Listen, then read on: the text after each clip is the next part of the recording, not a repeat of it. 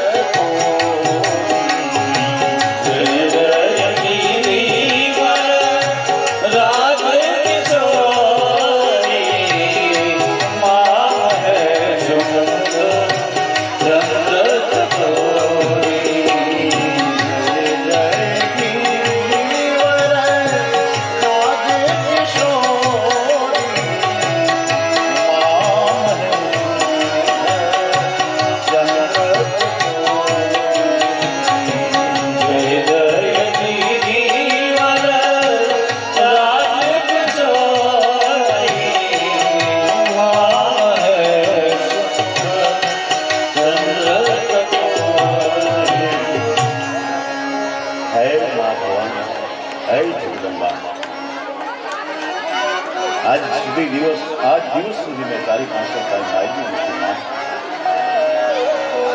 हवे तो एक वस्तु मांगू छे कि बस मने राम एम कहेवाय छे कि त्यारे सीताजीनी भक्ति भक्तिना प्रतापे मूर्ति खड़बड़ी उठी पत्थरनी मूर्ति खड़बड़ी त्रण घटना बनी त्यारे एक तो ए मूर्ति खड़बड़ी અને એક મૂર્તિ બોલી અને ત્રીજું એ મૂર્તિના ગળામાં જે પુષ્પની માળા હતી એમાંથી એક પુષ્પ જાનકીજીના સીતાજીના એક પાલવમાં પડ્યું આ ત્રણ વસ્તુ બની માએ કીધું કે બેટા ચિંતા ન કરીશ તારી મનની ઈચ્છા પૂર્ણ થશે તમે રામ અવશ્ય મળશે જા મારા આશીર્વાદ માના આશીર્વાદ મળ્યા છે સીતા પોતાની સહેલીઓની સાથે રાજ દરબારમાં આવે છે રાજમહેલમાં રામ અને લક્ષ્મણ એ પુષ્પ લઈ વિશ્વામિત્રજીની સેવામાં જાય છે. સમય ધીમે ધીમે વહી જાય છે. 1 દિવસ, 2 દિવસ, 3 દિવસ, સ્વયંવરનો સમય આવી ગયો. દેશ વિદેશમાંથી રાજાઓ મહારાજાઓ આવ્યા છે. સુંદર મજાનો મંડપ બાંધ્યો છે. મંડપની મધ્યમાં વેદી છે. વેદી ઉપર શિવ ધનુષ્ય રાખવામાં આવ્યું છે. અને ત્યારે સભા ભરાણી છે. દિવ્ય સિંહાસન ઉપર મહારાજ જનક બેઠા છે, વિરાજમાન છે. ઝરૂખા ઉપર રાણીઓ અને પોતાની સાહેલીઓની સાથે સીતાજી બેઠા છે. રાજાઓ મહારાજાઓ બધા બિરાજમાન છે. બંદીજનો આવ્યા છે, છડી પોકારી છે અને મહારાજ જનકની પ્રતિજ્ઞાને જાહેર કરવામાં આવી છે. હે રાજાઓ મહારાજાઓ, તમે બળવાન છો. તમારા બાહુનું બળ ચંદ્રમાની પેઠે દિવસે દિવસે વધનારું. ઉપમા કેવી આપી જો, જનકના બંદીજનો હોય એમાં શું કહેવાનું હોય? નાની હોય નહીં. ચંદ્રની કળાની ઉપમા આપવામાં આવી એટલા માટે કે ચંદ્ર શુક્લ પક્ષમાં વધે છે પણ કૃષ્ણ પક્ષમાં ઘટતો જાય છે. કળા એમ હે રાજાઓ, તમારું બળ, તમારી તાકાત પણ આવી છે, દિવસે દિવસે ઘટનારી. અમારા મહારાજની પ્રતિજ્ઞા છે કે જે કોઈ આ શિવ ધનુષ્યને ઉપાડશે, અનુસંધાન કરશે, એના ગળામાં અમારી જગત જનની અમારી દીકરી જાનકી એના ગળામાં જયમાળા આરોપશે. ઘોષણા થઈ. એક પછી એક રાજાઓ મહારાજાઓ આવતા જાય છે. કોઈ ધનુષ્યને ઊંચું કરવાની વાત તો ત્યાં રહી, પણ તલ જેટલું પણ આમ અધર આમ ખેંચી નથી શકતા. જેમ જેમ રાજાઓ આવે નિરાશ થઈ જાય અને એની સાથે સાથે મહારાજ જનકની ચિંતામાં વધારો થાય છે. કોઈ આ ધનુષ્યનું અનુસંધાન નહીં કરે. અરે જો ધનુષ્યનું અનુસંધાન નહીં થાય, ઉપાડી નહીં શકે તો મારી દીકરી કુંવારી થશે. એ મહારાજ જનક પછી એમ કહેવાય છે કે આવેશમાં આવી ક્રોધમાં બોલવા લાગ્યા, હે ધિકાર છે રાજાઓ તમને હજારો વાર, ધિકાર છે તમારા ક્ષત્રિયપણાને. મને તો એમ હતું કે મારી દીકરી ભાગ્યશાળી હશે કે જે કોઈ આ ધનુષ્યને ઉપાડશે એના ગળામાં એ જયમાળા પહેરાવશે. પણ આજે મારી એ ધારના ધૂળમાં મરી. મને આવી ખબર હોત તો હું આવી પ્રતિજ્ઞા ન કરત. તમે શું મોઢા લઈને આવ્યા છો? જાઓ તમારા સ્થાન પર. આવું હડાહડ અપમાન કર્યું પણ શેષ નારાયણના અવતાર લક્ષ્મણથી સહન ન થયું. ગોઠણિયા વારી ગયા લક્ષ્મણજી આસન ઉપર. મહારાજ જનકને કીધું કે હે મહારાજ, બોલતા પહેલા વિચાર કરજો. આ ધરતીના પટ પર કાંઈ હજી ક્ષત્રિયો નથી એવું નથી. આ તો મારા રામની આજ્ઞા નથી, નહીતર ધનુષ્ય શું આખા પૃથ્વીના ગોળાને હાથમાં લઈ લે. શું તમે વાત કરો છો મહારાજ? લક્ષ્મણજી એકદમ ક્રોધિત થઈ ગયા.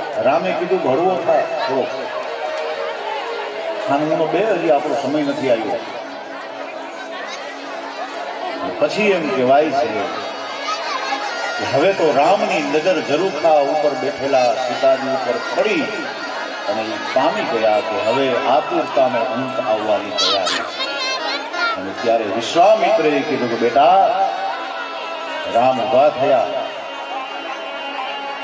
અને ધનુષ્યને 4 પરિક્રમા કરી માતા પિતાને વંદન કરી અને આમ એક જ હાથથી આમ ધનુષ્યના એક છેડાને દબાવ્યો, બીજા છેડાને બીજા હાથથી બીજા છેડાને દબાવ્યો અને જોત જોતામાં તો એમ કહેવાય કે આમ વીજળીનો કડાકો થયો. આખી સભા સ્તબ્ધ થઈ ગઈ. રાજાઓ અંજાઈ ગયા, કેવી રીતે ઉપાડ્યું, કેવી રીતે તૂટ્યું. એ તો 3 કટકા થઈને ધરતી ઉપર પડ્યા. ત્યાં ખબર પડી કે ધનુષ્ય ભાંગ્યું. બધા રાજી થઈ ગયા. સીતાજી પણ પોતાની સખીઓની સાથે જયમાળા લઈને આવે છે, રામને તેરાવે છે. વિશ્વામિત્ર બધા ઋષિમુનિઓ કહે છે કે બાપજી જયમાળા પહેરાવી દીધી એટલે લગ્ન તો થઈ ગયા, પણ દુનિયાની દ્રષ્ટિએ લોકાચાર પ્રમાણે આપણે વિધિવત લગ્ન કરવા પડે, એટલા માટે તમે સંદેશો લઈ અને અયોધ્યા મોકલો. મહારાજ આમંત્રણ આપો. સેવકો જાય છે અયોધ્યા. મહારાજ દશરથને આમંત્રણ આપે છે. આખી અયોધ્યાને ખબર પડી કે હો અમારા રામનો વિવાહ થાય છે, તો અમારે જાનમાં આવું છે. આખી અયોધ્યા ઉમટી પડી જાનમાં. વાજતે ગાજતે વેરડા આવ્યા છે મિથિલા નગરીની અંદર. અને પછી તો એમ કહેવાય છે કે મહારાજ જનકને એમ થયું કે આવો વેવાય મને ગોતવા ગીએ મળવાનો નથી. હવે એક સીતાના જ નહીં પણ મારી 3 દીકરીઓનો વિવાહ પણ આની સાથે કરવું. એટલે સીતાના વિવાહ રામ સાથે કર્યા, માંડવીનો વિવાહ ભરતજીની સાથે કર્યો, ઉર્મિલાનો વિવાહ લક્ષ્મણજીની સાથે, અને સુતકેતી એનો વિવાહ એ શત્રુઘ્ન સાથે કર્યો છે. 4 મંડપ રોપાયા છે, વિધિવત મંગલ ગીતો ગવાયા અને વિવાહ થયા છે. સૂર્ય ચંદ્રની સાક્ષી વિવાહ થયા છે. દાઈજો આપ્યો છે. 4 દીકરી. એટલો દાઈજો આપ્યો બેટા, હજી માગી લેજે કાંઈ ખબર. આમ 1 દિવસ 2 દિવસ અને પછી તો વિદાય આપવાનો સમય થયો, પણ જનકનું મન નથી માનતું. ઓહો, હું ક્યાં મોટો વિદાય આપું? એક સાથે મારી 4 દીકરીઓને જો વડાવું તો મારા જીવનમાંથી સર્વસ્વ ચાલી જાય. આ તો મારો લાડનો ખજાનો છે. આજે હું લૂંટાઈ ગયો. 1 દિવસ રોકાઈ જાવ. બીજા દિવસે જયારે વિદાય માંગે ત્યારે જનક એમ કે 1 દિવસ રોકાઈ જાવ, કાલે વિદાય આપીશ. બીજા દિવસે જયારે વિદાય માંગે ત્યારે જનક એમ કે 1 દિવસ રોકાઈ જાવ. આમ કરતા કરતા કરતા એમ કહેવાય છે કે 1 મહિનો જાનને રોકી હતી જનકપુરીની અંદર. 1 મહિનો વીતી ગયો. વિદાય આપવાનું મન નથી માનતો. ક્યાં મારે વિદાય આપવું? પછી વિશ્વામિત્રજી, વશિષ્ઠજી, શૃંગી ઋષિ બધા ભેગા થઈ અને જનકને સમજાવે, મહારાજ ક્યાં સુધી તમે જાનને રોકી રાખશો? 1 દિવસ તો તમારે વિદાય આપવી જ પડશે, માટે તૈયારી કરો. ગુરુની આજ્ઞાને શિરોમાની ચડાવી વિદાયની તૈયારી કરી છે. 4 વેરડા સમજાયેલા છે. 4 વેરડાની અંદર પોતાની 4 કુંવરીઓને, દીકરીઓને બેસાડી છે. અને એ જ્યારે વિદાય આપે છે ત્યારે જનક વિદેહી જ્ઞાની માણસ છે. આજ દિવસ સુધી એને માત્ર જ્ઞાનની પરિભાષાની ખબર છે. પ્રેમ, સ્નેહ એની પરિભાષાની ખબર. પણ આજે જનક વિદેહી છે. જનક વિદેહી